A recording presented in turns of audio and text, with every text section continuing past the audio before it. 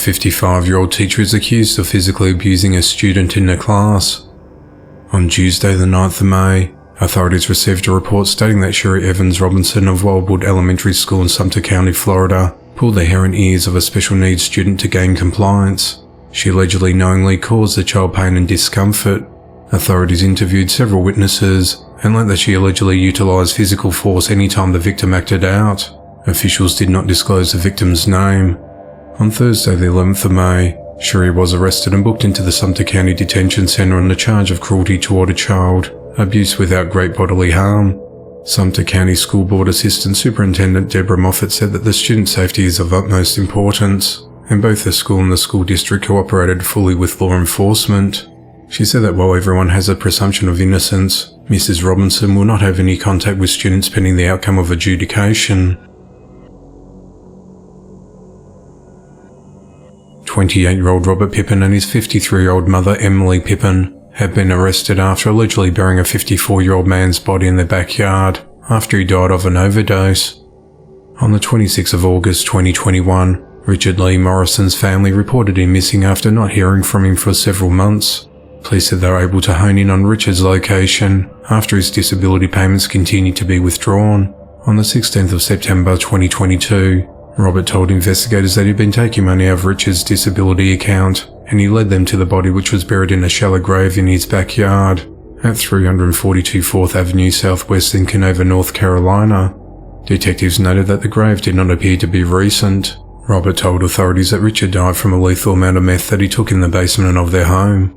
Canova Police Chief Eric Lofton said that at the time, "We're not going to pursue any charges until we have an autopsy report with the cause of death. Then we'll have an idea of how we need to proceed with the case," he said. The autopsy results came back in April this year, stating that Richard died of methamphetamine toxicity. On Friday the 5th of May, Robert and Emily were arrested and charged with concealment of a corpse. Robert and Emily were being held at the Catawba County Jail. Robert was being held on a $10,000 bond, while his mother was being held on a $1,000 bond. They'd both been released after posting bond. Robert said that he regretted burying Richard at his home. Authorities are investigating a double shooting that left a man dead and another critically wounded. The incident occurred at 1:49 a.m. on Thursday the 11th of May in the 600 block of Fresno Street in Fresno, California. Authorities said that the victims were with several other people outside a liquor store around closing time. Police said that the entire ordeal was captured on surveillance footage, and at least 2 men were involved in some kind of verbal altercation, and shots were fired. Officers responded to the area of White Avenue and Fresno Street on multiple shot spotter alerts. When officers arrived at the scene, they found 45-year-old Nathaniel Castaneda in front of a liquor store with multiple gunshot wounds. He was transported to the Community Regional Medical Center, but succumbed to his injuries at 2:18 a.m.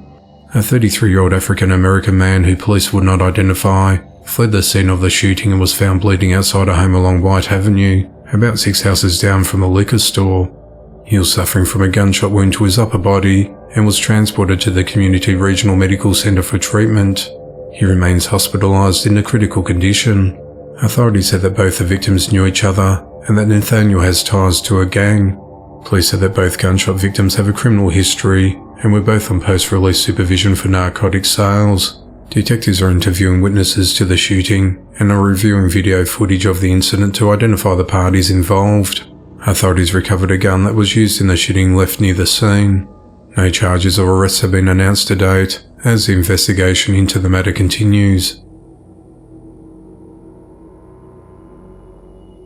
A 33-year-old man was arrested this week in connection to the disappearance and death of a 19-year-old woman.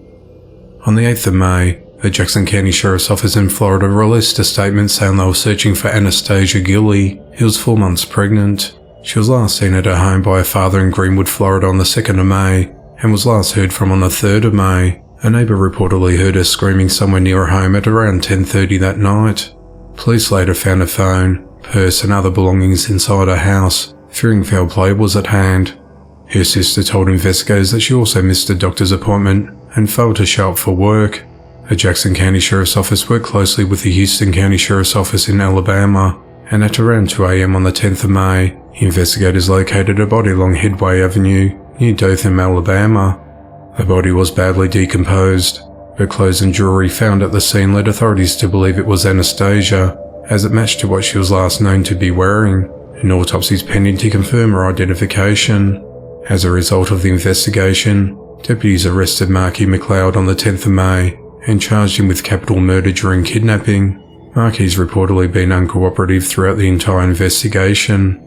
Marky was initially arrested for violating parole because he crossed state lines by travelling from Alabama to Florida. He and Anastasia reportedly knew each other, and police did not say whether Marky was a likely father. Authorities said that at one point Anastasia may have willfully met Marky, but at some stage she was held against her will. A possible motive in the slaying has not been disclosed. Authorities have not confirmed how Anastasia was killed, but Houston County Sheriff Donald Valenza said there's some evidence indicating she may have been shot. He said Marky could face further charges. Marky is held at the Houston County Jail. He has a criminal history which includes rape, fraud, robbery, making terror threats and more.